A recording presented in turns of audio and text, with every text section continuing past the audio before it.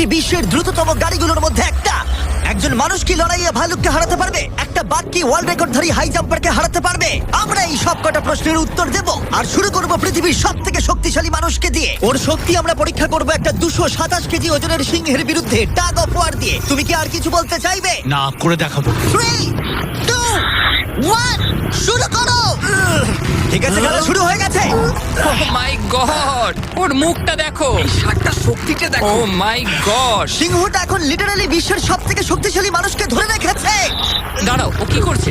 সিংহটা কি ঘুরে দাঁড়ালো? মনে হচ্ছে ও ব্রায়ানকে ক্লান্ত করার চেষ্টা করছে। এই দেখো, ব্রায়ান আসল প্লেনকে টানছে, কিন্তু এখনো এই সিংহটাকে টানতে পারছে না।